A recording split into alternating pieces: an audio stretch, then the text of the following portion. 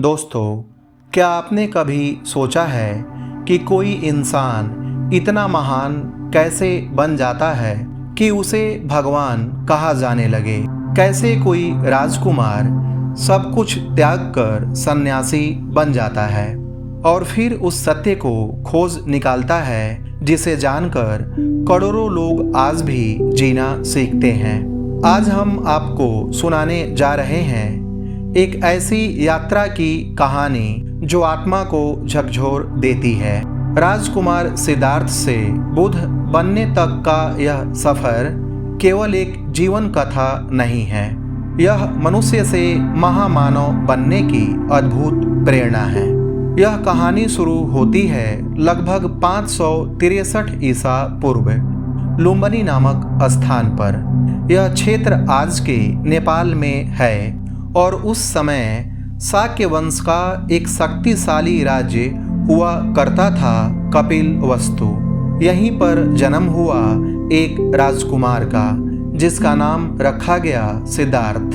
उनके पिता थे राजा सुदोधन और माता थी रानी महामाया। कहते हैं सिद्धार्थ का जन्म एक दिव्य स्वप्न के साथ हुआ था। रानी महामाया ने सपने में देखा कि एक सफेद हाथी उनके गर्भ में प्रवेश कर रहा है। ब्राह्मणों ने यह भविष्यवाणी की कि यह बालक या तो एक महान राजा बनेगा या फिर एक महान तपस्वी। राजा सुदोधन चाहते थे कि उनका पुत्र एक शक्तिशाली सम्राट बने, इसलिए उन्होंने सिद्धार्थ को संसार की हर पीड़ा से दूर रखा। महल में सब कुछ था, सुख, ऐश्वर्य, विलासिता, नाच गान, लेकिन नहीं था तो केवल सच्चाई। जब सिद्धार्थ युवा अवस्था में पहुँचे तो उनका विवाह एक सुंदर कन्या यशोधरा से हुआ और एक पुत्र राहुल का जन्म हुआ। राजा बहुत प्रसन्न थे। उन्होंने समझा अब सिद्धार्थ का जीवन यहीं बंध जाएगा, लेकिन विधि को कुछ और ही स्वीकार्य था। एक दिन सिद्धार्थ ने महल से बाहर निकलने की अनुमति मांगी।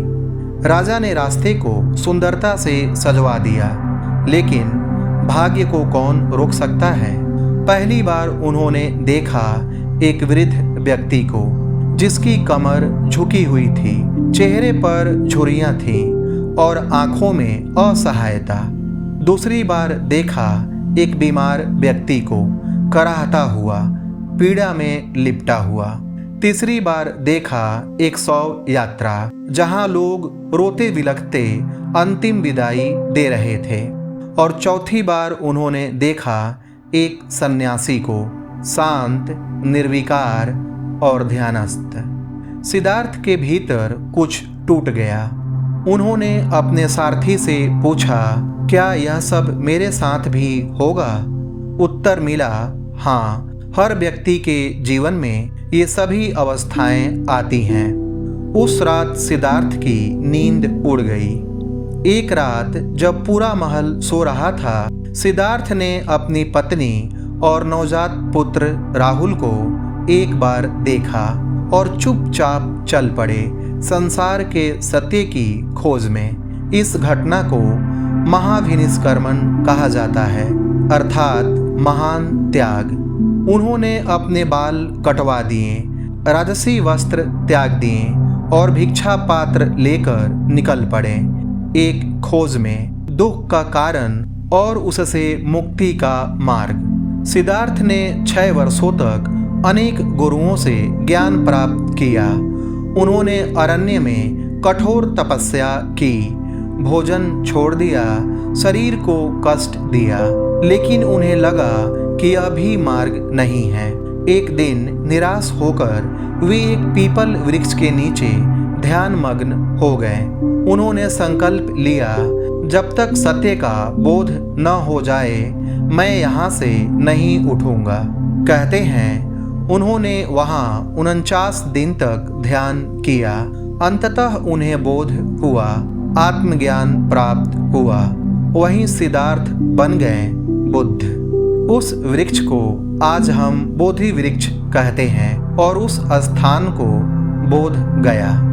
ज्ञान प्राप्ति के बाद बुद्ध सबसे पहले सारनाथ पहुँचे, जहाँ उन्होंने अपने 5 पूर्व साथियों को पहला उपदेश दिया। इसे कहते हैं धर्म चक्र परिवर्तन। उन्होंने सिखाया 4 आर्य सत्य। पहला, जीवन में दुख है।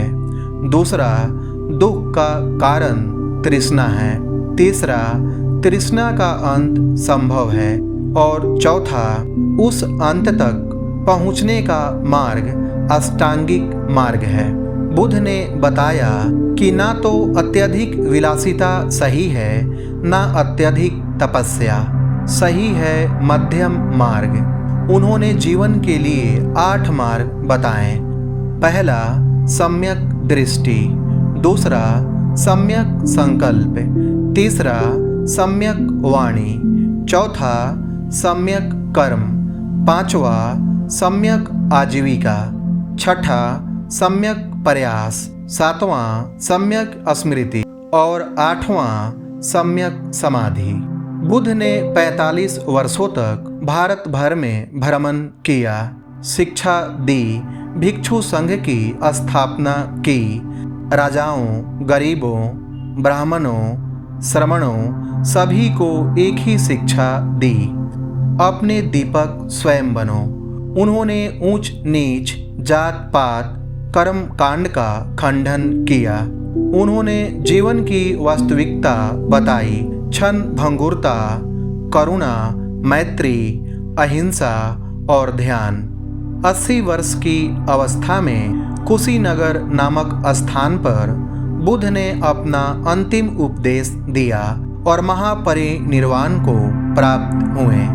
दोस्तों, बुद्ध का जीवन केवल एक कहानी नहीं बल्कि एक मार्गदर्शन है। उन्होंने हमें सिखाया कि दुख जीवन का हिस्सा है, लेकिन उससे मुक्ति पाई जा सकती है यदि हम सत्य को देखें और भीतर की यात्रा करें। आज हजारों वर्ष बाद भी बुद्ध की वाणी, उनकी शिक्षा और उनका प्रेम लोगों के जीवन को छू रहा है।